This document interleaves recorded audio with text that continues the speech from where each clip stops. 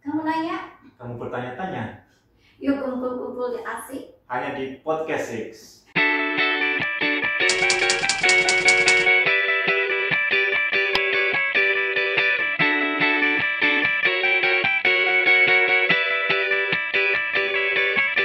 Assalamualaikum warahmatullahi wabarakatuh. Hai kawan kawan pajak, salam sejahtera bagi kita semua. Apa kabar kawan pajak semuanya? Semoga kawan pajak dimanapun berada selalu dalam keadaan sehat dan selalu diliputi kebahagiaan. Amin amin ya rabbal alamin.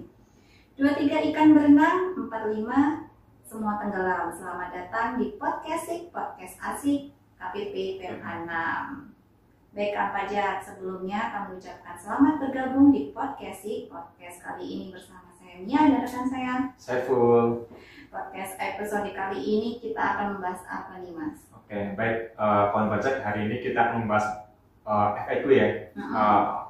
Pertanyaan-pertanyaan yang sering ditanyakan ke kami yaitu mengenai TER ya, tarif efektif rata-rata PPh pasal 21. Seperti yang kita ketahui nih, untuk TER ini, PPh pasal 21 ini sudah berlaku nih dari Januari 2024. Namun dalam pelaksanaannya sampai saat ini masih ada beberapa pertanyaan yang sering kami terima nih, baik secara langsung di KPP, WhatsApp atau via telepon. Benar sekali Mas.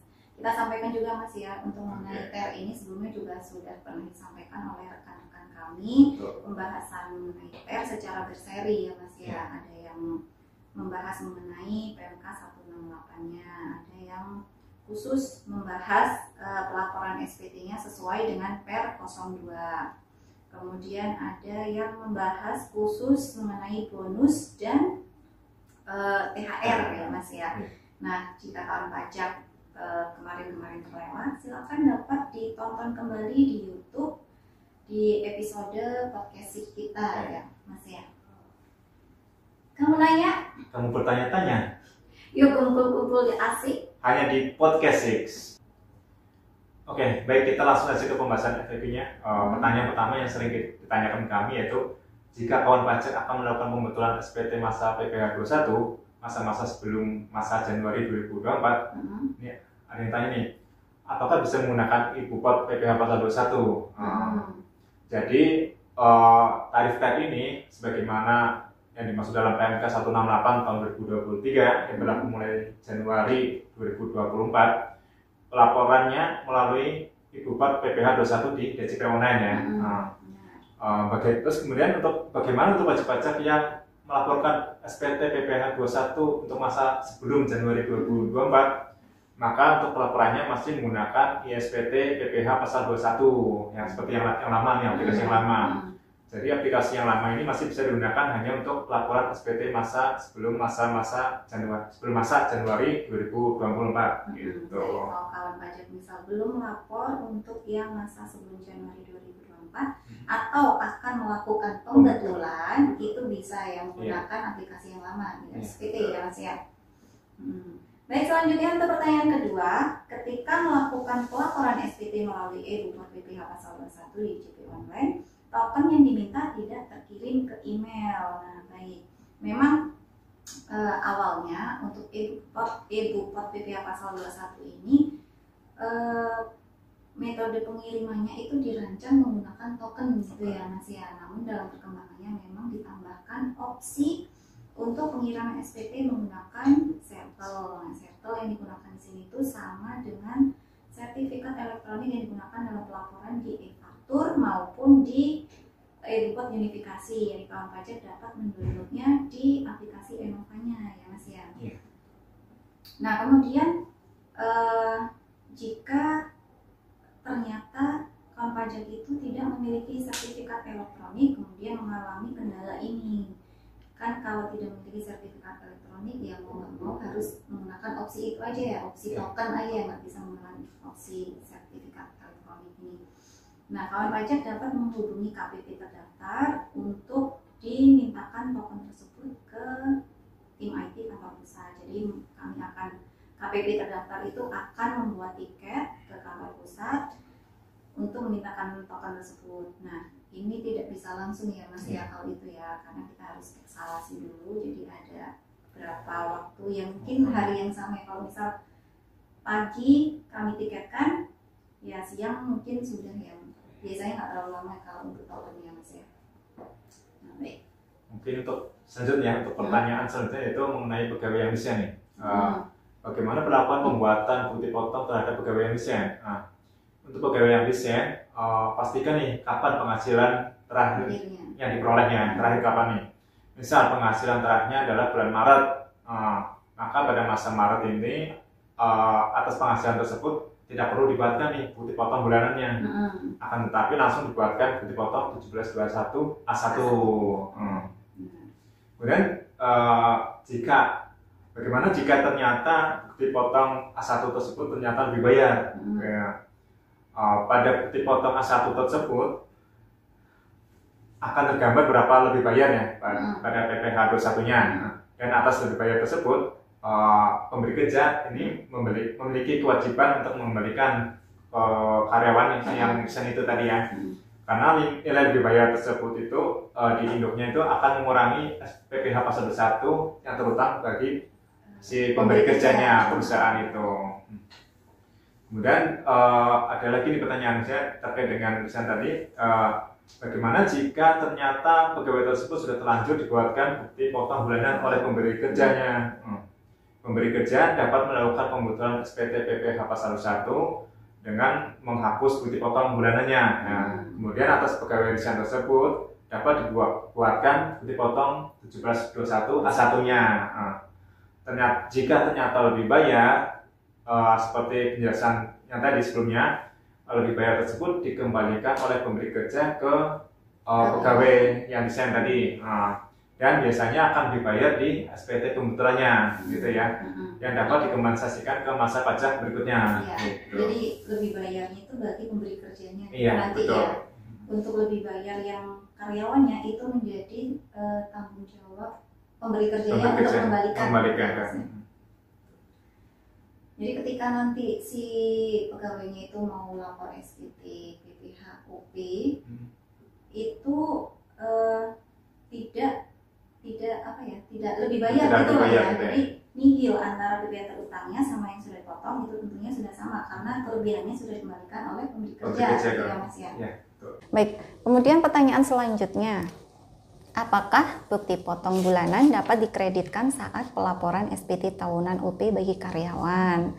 Nah, memang untuk aturan TER ini, pemberi kerja memiliki kewajiban tambahan ya Mas ya, untuk memberikan bukti potong bulanan.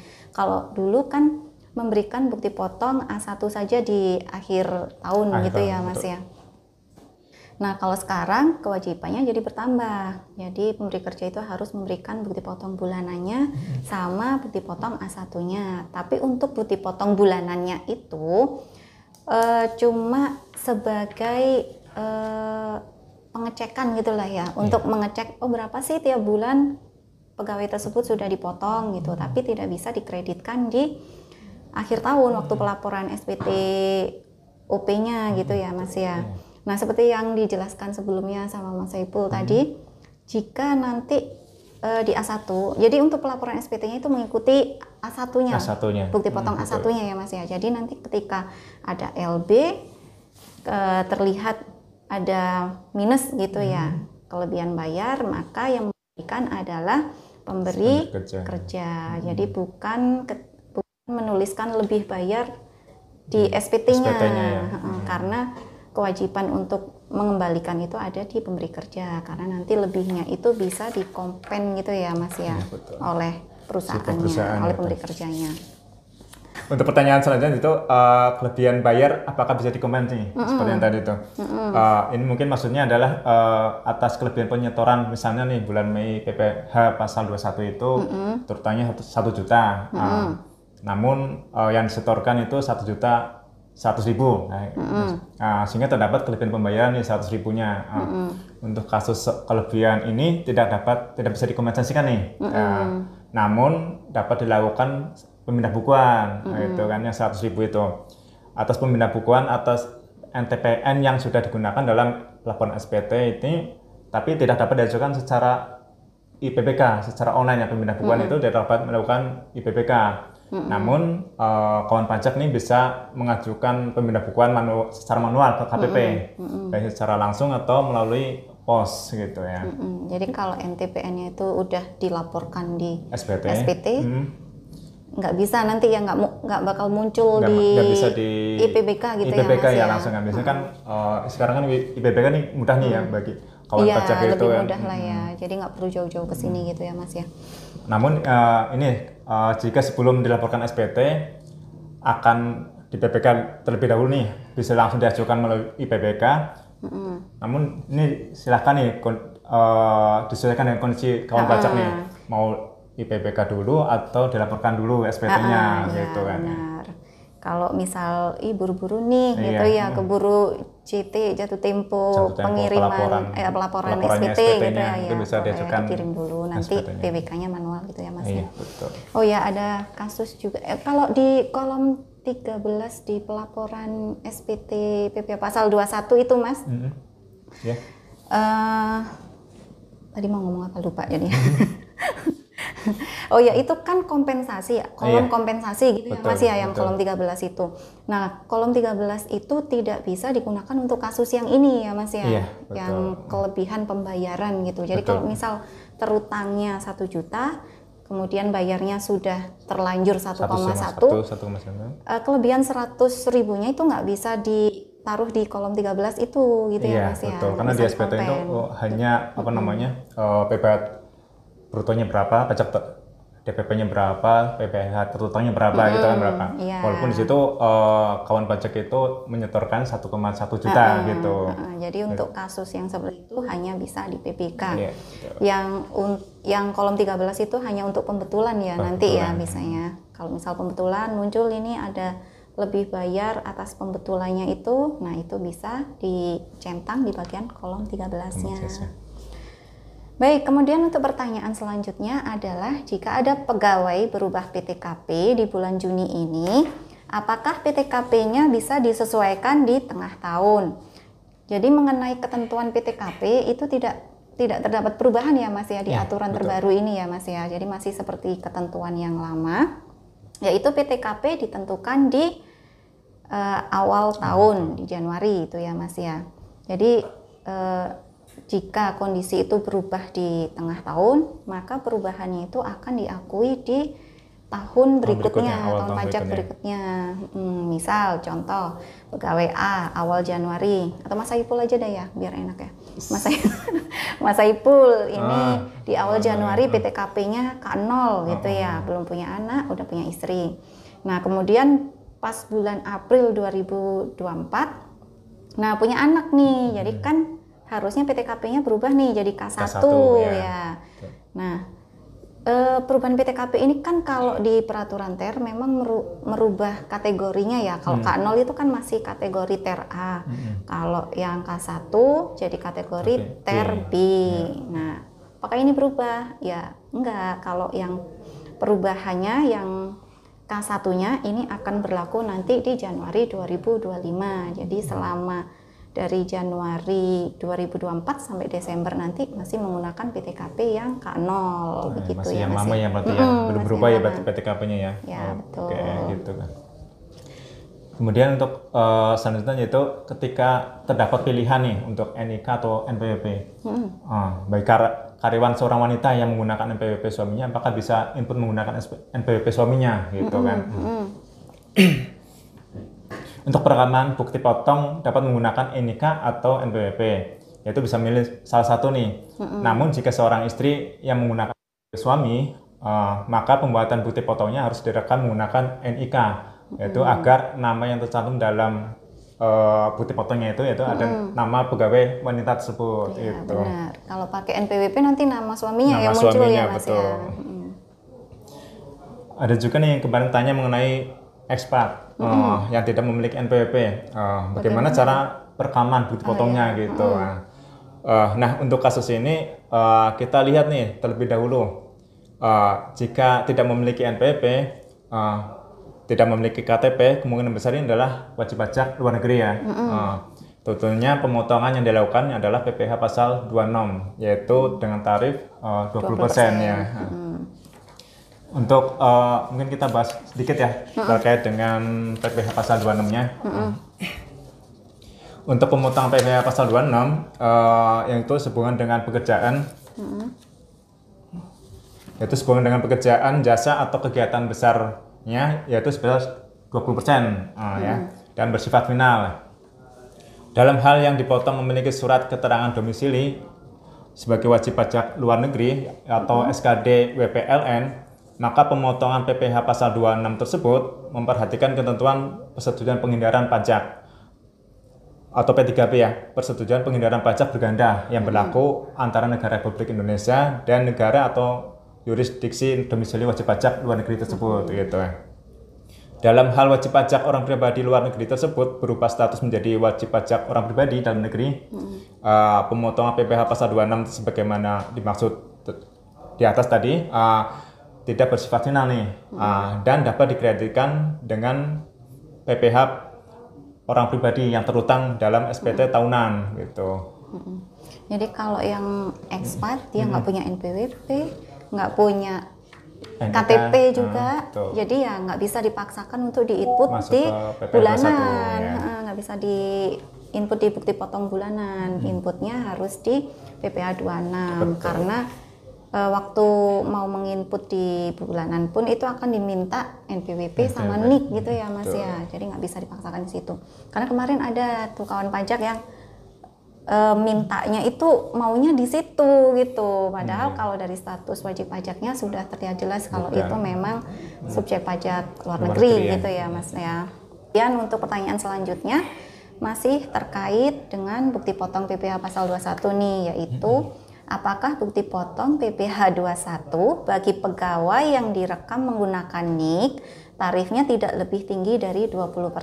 Nah, untuk pertanyaan ini memang sudah disampaikan juga oleh kantor pusat juga ya Mas ya, memang benar sekali untuk pembuatan bukti potong yang menggunakan NIK ini tarifnya tidak menjadi 20% lebih tinggi karena data NIK ini memang sudah terintegrasi dengan data Dukcapil.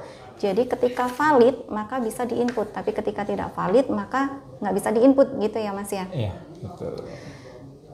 Jika nanti, biasanya yang terjadi itu ketika pemberi kerja mau membuat bukti potong PPh 21 ini, ketika memasukkan NIK ternyata nggak valid nih.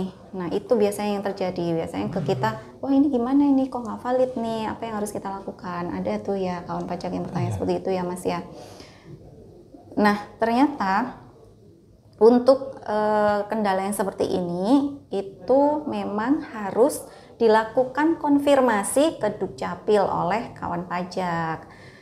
Jadi silakan nanti pegawai yang bersangkutan untuk mengkonfirmasi datanya di Dukcapil, apakah antara data yang di KTP dengan data BIS yang ada di Dukcapil itu sudah sesuai atau belum. Nah jika belum memang harus disesuaikan.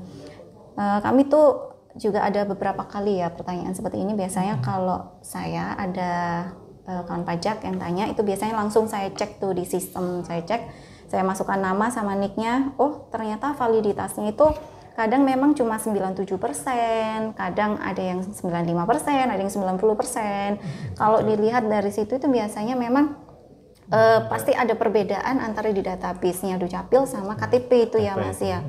Di KTP mungkin nama-nama diketik gitu ya, salah ketik nama gitu ya, atau biasanya tanda baca gitu ya Mas ya, tanda baca atau gelar gitu ya Mas ya.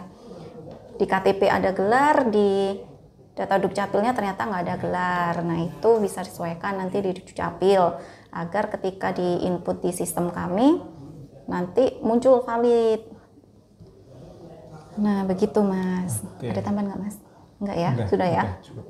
Cukup jelas ya. Nah baik, untuk pertanyaan selanjutnya Mas. Oke, mungkin mengenai penghitungan PPh pasal 21, ini kan tarif ini kan berdasarkan bruto penghasilan ya. Ini ada yang bertanya juga nih, apakah bruto penghasilan ini dikurangkan dengan biaya jabatan dan iuran JHT itu? Jaminan hari tua. Jaminan hari tua. Jadi untuk tarif ini, penetapan tarif efektif rata-rata ini pemotongan PPh pasal 21 ini dilakukan dengan telah memperhatikan dengan adanya pengurangan penghasilan bruto, yaitu berupa biaya jabatan atau biaya pensiun, iuran pensiun, dan penghasilan tidak kena pajak gitu ya. Ya, benar. Sehingga tarifnya itu bermacam-macam itu, dari 0% sampai dengan 34% ya. Sehingga penghitungan PPh pasal 21 ini menggunakan TER ini, bruto penghasilan ini tidak dikurangi dengan iuran JHT maupun biaya jabatan gitu kan. Namun jika terdapat penghasilan, tambahan penghasilan ya, seperti ini nih, ada 8 item nih, lumayan nih. Yang pertama itu penghasilan yang diterima atau diperoleh pegawai tetap nih.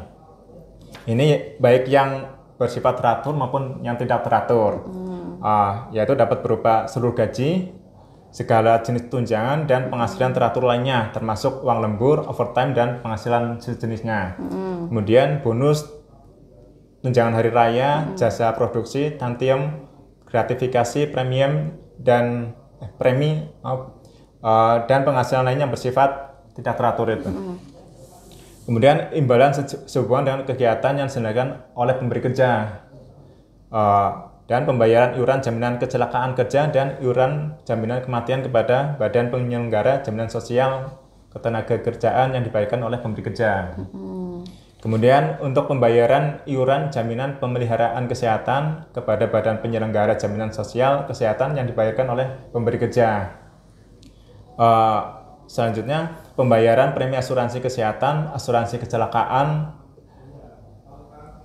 asuransi jiwa, asuransi dwiguna, dan asuransi beasiswa yang dibayarkan oleh pemberi kerja.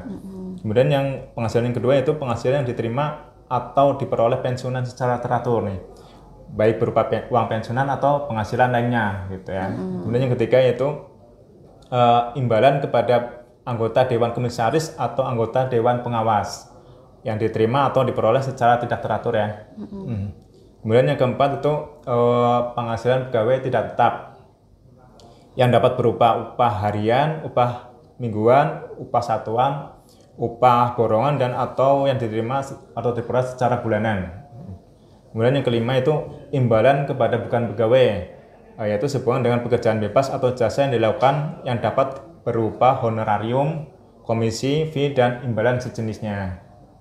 Kemudian yang keenam yaitu imbalan kepada peserta kegiatan yang dapat berupa uang saku, uang representasi, uang rapat, honorarium, hadiah atau penghargaan, dan imbalan sejenisnya. Kemudian yang ketujuh yaitu uang manfaat pensiun atau penghasilan sejenisnya yang diambil sebagian oleh peserta program pensiun yang masih berstatus sebagai pegawai. Kemudian yang kedelapan, penghasilan atau imbalan diterima atau diperoleh mantan pegawai yang dapat berupa jasa produksi, tantiem, gratifikasi, dan gratifikasi. Nah, penghasilan yang tadi itu belum diperhitungkan dalam tarif TER nih, karena besarnya kan tambahan penghasilan tersebut tidak diketahui jumlahnya nih. Oleh karena itu, jika terdapat tambahan penghasilan maka perlu ditambahkan pada bruto gitu kan. Benar, karena tambahan yang itu belum diperhitungkan dalam perumusan TER itu ya, perumusan tarif-tarif TER itu. Jadi ketika ada tambahan penghasilan itu, jadi silakan untuk ditambahkan di brutonya gitu ya Mas ya. Mungkin bisa kita rangkum ya Mas ya, untuk BPJS kesehatan itu kalau ditanggung sama pemberi kerja maka itu harus ditambahkan gitu ya. Tapi kemudian jaminan kecelakaan kerja sama jaminan kematian itu kalau ditanggung oleh pemberi kerja itu juga harus ditambahkan juga di brutonya. Tapi kalau itu iuran pensiun atau iuran jaminan pensiun sama iuran jaminan hari tua itu tidak ditambahkan karena sudah diperhitungkan saat perumusan tarif TER. Begitu. Kalau pengurangnya, Mas, kalau BPJS kesehatan dibayar sendiri oleh karyawan. Nah, itu tidak dikurangkan ya, Mas ya. Kalau dibayar sendiri ya. Itu tidak dikurangkan di brutonya. Kemudian kalau iuran pensiun sama JHT itu dibayar sendiri sama karyawannya, maka jadi pengurang brutonya nanti ya, Mas ya. Gitu. Baik, untuk pertanyaan selanjutnya mengenai tarif PPh 21 tenaga ahli, apakah di aturan yang terbaru ini, di TER ini memang tidak diakumulasikan lagi? Nah, benar sekali. Jadi untuk sebelumnya, sebelum pemberi kerja itu membuat bukti potong, memang penting sekali untuk mengetahui pegawai yang akan dilakukan pemotongan ini dibuatkan bukti potong apa nih? Dibuatkan bukti potong bulanan atau bukti potong yang bukan pegawai. Jadi kita pilah-pilah dulu nih, pegawainya ini apa? Pegawai tetap, pegawai tidak tetap, atau bukan pegawai. Nah, kalau dilihat dari tenaga ahli ini lebih ke bukan pegawai ya Mas ya. Betul. Nah, perlunya untuk memilah-milah ini ya karena memang skemanya berbeda ya, untuk yang pegawai tetap, pegawai tidak tetap sama bukan pegawai, ini skemanya berbeda-beda. Untuk tenaga ahli ini kalau dulu ya itu tergantung berkesinambungan atau tidak gitu ya. Kalau berkesinambungan itu punya NPWP atau tidak, itu skemanya bermacam-macam gitu ya. Kemudian waktu PMK 168 ini keluar, nah itu sudah disederhanakan. Jadi semua sama, baik berkesinambungan maupun tidak berkesinambungan itu sama ya tarifnya ya Mas ya, yaitu 50% kali bruto kali tarif pasal 17 progresif itu ya Mas ya. Jadi tidak perlu diakumulasikan lagi. Namun ini efeknya mungkin panjang ya Mas ya nanti ya. Jadi kan per bulan cuma dipotong dari DPP-nya itu 50% dari penghasilannya. Namun ketika nanti setahun dihitung itu bisa jadi kalau bulanan itu bisa jadi itu kayak dipotong di tarif terendah gitu ya 5%. Tapi ketika dihitung full setahun, oh ternyata sudah masuk di 15% nih. Jadi ketika nanti lapor beda lapisan ya. Beda lapisan udah dikenakan 15%-nya. Jadi ketika waktu nanti lapor SPT tahunan itu bisa jadi nanti kurang bayar gitu ya. Betul. Jadi mungkin ada karyawan, ada tenaga ahli yang, loh saya kan sudah dipotong nih tiap bulan, masa saya di akhir tahun masih kurang bayar? Masih Nah, bayar lagi itu gitu mungkin ya. perlu sosialisasi juga dari pemberi kerjanya ya Mas ya. Itu. Gitu. Untuk pertanyaan selanjutnya Mas. Oke. Untuk selanjutnya itu mungkin mengenai pesangon ya. Oh iya, ada juga yang tanya pesangon ya. Iya, akhirnya ini banyak nih sekali lagi. Banyak sekali nih.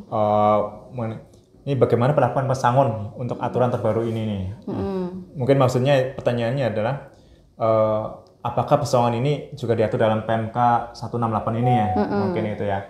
Jadi apa ada perubahan apa enggak iya, gitu ya Mas betul. ya? Jadi untuk pesangon ini tidak ada perubahan ya untuk ketentuan pesangon ini. Ya, dalam PMK 168 ini mengatur mengenai PPh pasal 21 bulanan nih dan tidak final saja. Sedangkan untuk PPh 21 yang dipotong final tidak dirubah ketentuannya ini. Benar. Atau sekalian dijelaskan peraturannya gitu pesangon ya. Mas? Pesangon itu ya. Di ini ya, kalau pesangon kan di ketentuannya di PMK 16 ya tahun 2010. Yaitu di pasal 2-nya mungkin bisa dibacakan ya. Atas penghasilan yang diterima atau diperoleh pegawai berupa uang pesangon, uang manfaat pensiun, tunjangan hari tua atau tunjangan hari tua yang dibayarkan sekaligus dikenai pemotongan PPh pasal 21 yang bersifat final gitu. Itu penghasilan berupa pesangon, uang manfaat pensiun, tunjangan hari tua atau jaminan hari tua sebagaimana yang tadi itu dianggap dibayarkan sekaligus dalam hal sebagian atau seluruh pembayarannya dilakukan dalam jangka waktu paling lama 2 tahun kalender. Gitu. Kalau lebih dari 2 tahun? Lebih dari 2 tahun berarti ini ya kena biasa gitu ya PPh 21 ya. Kemudian untuk yang selanjutnya untuk yang tarif PPh pasal 21-nya nih untuk pesangonnya untuk penghasilan sampai dengan 50 juta itu tarifnya 0% nih. Kemudian untuk 50 sampai dengan 100 juta 5% tarifnya. Kemudian untuk yang 100 sampai 100 juta sampai dengan 500 juta tarifnya dikenakan 15%. Kemudian untuk yang penghasilan di atas 500 juta dikenakan dengan tarif 25% gitu. Jadi untuk tarif PPh 21 ini ditetapkan atas jumlah kumulatif ya uang pesangon itu yang dibayarkan dalam jangka waktu 2 tahun. 2 tahun. Kalender Jadi gitu. kalau misal setahun Lebih, itu dibayar cuma dibayar setahun gitu ya, bisa berarti ya bisa. setahun itu dibayar 3 kali gitu Mas ya. Misal yang pertama 50 juta, yang kedua 50 juta, yang ketiga 50 juta lagi. Untuk betul. yang pertama, yang 50 juta pertama itu dikenakan 5% ya Mas ya. Berapa Mas? 0. Untuk 50 juta yang pertama 0. 0%. Kemudian 50 juta yang kedua 5%. itu diakumulasi ya Mas ya. Diakumulasi jadi sampai 100 itu 5%. Kemudian 50 juta berikutnya itu diakumulasi lagi nih kan, berarti 150 juta ya. Untuk 50 juta yang itu nanti dikenakan 15%. Gitu ya Mas ya.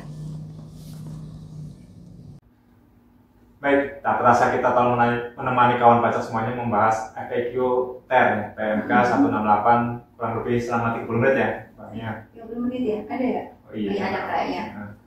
Baik, semoga apa yang kami sampaikan cukup jelas ya kawan pajak ya. Jika masih ada kebingungan, silakan kawan pajak menghubungi KPP, bisa melalui WhatsApp atau telepon ya. Baik kawan pajak, sebelum kami tutup podcast kali ini, kami ucapkan terima kasih sebesar-besarnya kepada kawan pajak yang telah menonton podcast kali ini. Mohon maaf jika ada salah kata maupun sikap yang kurang berkenan. Jangan lupa pencet tanda lonceng agar kawan pajak selalu mendapatkan informasi terkini seputar perpajakan dari kami. Jangan lupa juga untuk follow media sosial kami yang lain. Selain ada YouTube, kami juga ada Instagram KPP PMA 6 dan ada Facebook dan Twitter. Burung Rian, burung cendrawasih. Cukup sekian, terima kasih. Ada Harpa di Toko Musik. Sampai jumpa di next podcast 6. Wassalamualaikum warahmatullahi wabarakatuh. Salam PMA 6.